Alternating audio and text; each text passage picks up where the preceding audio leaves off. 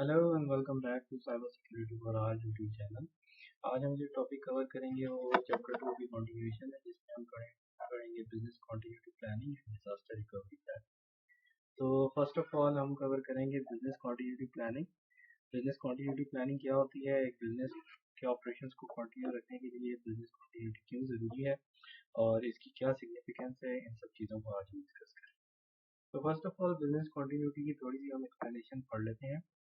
Business continuity basically एक broad term, ये सिर्फ साइबर सिक्योरिटी के पर्सपेक्टिव में नहीं आती बल्कि एक ब्रॉडर पर्सपेक्टिव में भी आ जाती है। फॉर एग्जांपल हैज़र्ड किसी भी तरह का हो सकता है। एक हैज़र्ड जो है किसी भी ऑर्गेनाइजेशन में आग लगने से भी हैज़र्ड हो सकता है, कोई इन्वायरमेंटल हैज़र्ड हो सकता है, अर्थक्वेक या extreme climatic conditions like flood और इस तरह का कोई भी हैज़र्ड हो सकता है जिसमें बिजनेस कंटिन्यूटी प्लानिंग की ज़रूरत पड़ सकती है।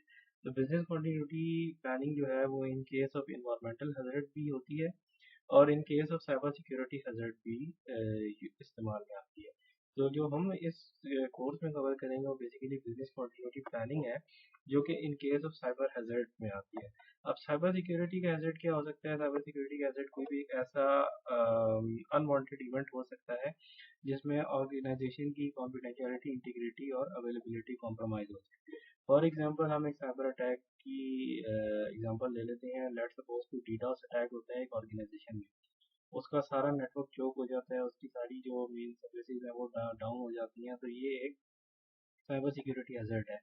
सिमिलरली अगर किसी ऑर्गेनाइजेशन में कोई रैंसमवेयर हिट कर जाता है, रैंसमवेयर उस कंप्यूटर वायरस को कहते हैं जिसमें आपकी जितनी भी लेजिटिमेट फाइल्स होती हैं वो हैकर्स उस वायरस के थ्रू उसको इंक्रिप्ट कर देते हैं, लॉक कर देते हैं और उस लॉक को खोलने के लिए या उस इंक्रिप्शन को डिक्रिप्ट करने के लिए बदले में आपसे एक रैंसमवेयर मांगते हैं, एक बिटकॉइन में अमाउंट मांगते हैं जिसको एक रैंसमवेयर वायरस कहा जाता है। तो ये कुछ एग्जांपल्स हैं जो कि साइबर सिक्योरिटी हैज़र्ड के तौर पे आती हैं और इस केस में बिजनेस कंटिन्यूटी को किस तरह से हम कर सकते हैं, ये चीज़ जो है इसको डिस्कस करेंगे। इसके बाद हम डिस्कस करेंगे कि डिजास्टर रिकवरी क्या होती है। तो ये एक बेसिक सिनेरियो था कि बिजनेस कंटिन्यूटी क्या होती है in case of cyber security hazard, how you can continue your business operations और बिजनेस को इम्पैक्ट होने से आप किस तरह से बचा सकते हैं, उसको बिजनेस कंटिन्यूटी कहते हैं। बिजनेस कंटिन्यूटी के लिए एक जो मेन टर्म यूज़ होती है उसको एच या हाई अवेलेबिलिटी कहते हैं। फॉर एग्जांपल अगर आपका एक सर्वर है जिसमें एक ई कॉमर्स की वेबसाइट होस्ट होती है, ठीक है, तो बेसिकली जो एप्लीकेशन होस्टिंग के लिए सर्वर्स होते हैं उनको एच में या हाई अवेलेबिलिटी में लगाया जाता है, ठीक है, उनका एक फेल ओवर डिफाइन किया जाता है। फॉर एग्जांपल एक सर्वर पे वेबसाइट होस्ट हो रही है तो दूसरा सर्वर स्टैंड बाय पे होता है।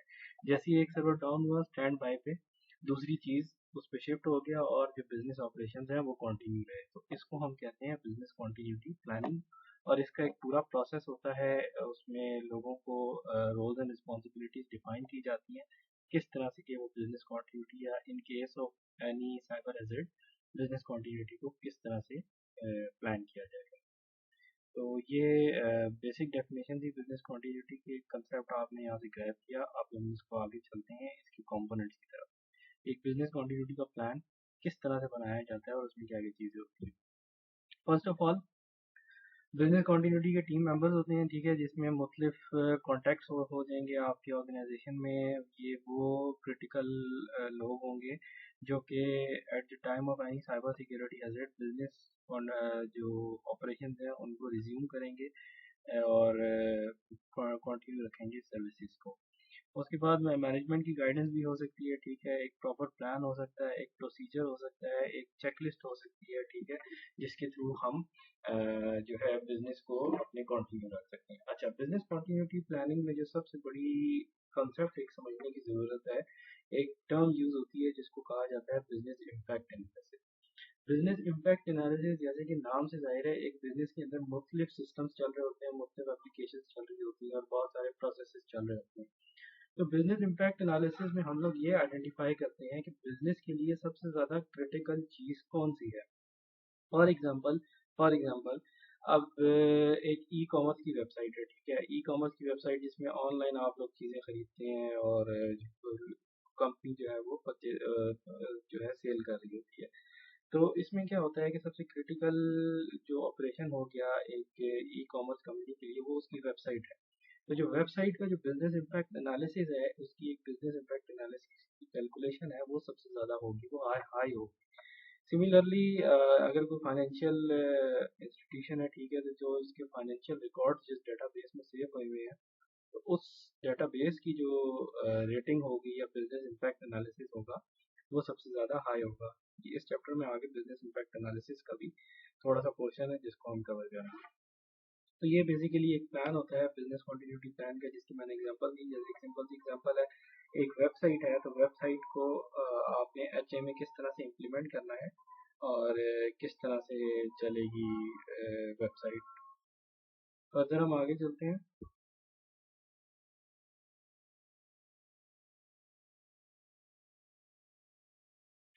अब कॉमन बिजनेस नॉलेज के कंपोनेंट्स क्या क्या हो सकते हैं। फर्स्ट ऑफ ऑल यहाँ पे एक क्विज है, is the following statement true और फॉल्स। स्टेटमेंट क्या कह रही है? An important component of the business continuity planning details how and when the plan is impacted. An important component of the business continuity plan details how and when the plan is impacted. Of course, ये एक important component है। आपके पास एक business का continuity का plan है, उसको कब launch करना है, किस तरह से करना है, तो वो of course उसका एक important factor है। नेक्स्ट आगे देखते हैं, आगे इसमें क्या है। अच्छा, नेक्स्ट आ जाता है, how often should an organization test its business continuity plan. अच्छा, अब बिजनेस देखें, एक हैजर्ड जो होता है या कोई भी अनवांटेड इवेंट है, उसकी प्रोबेबिलिटी इतनी ज़्यादा नहीं होती। ऐसा नहीं होता कि आप दूसरे दिन ही कोई साइबर हैजर्ड हो जाएगा, कोई साइबर अटैक हो जाएगा।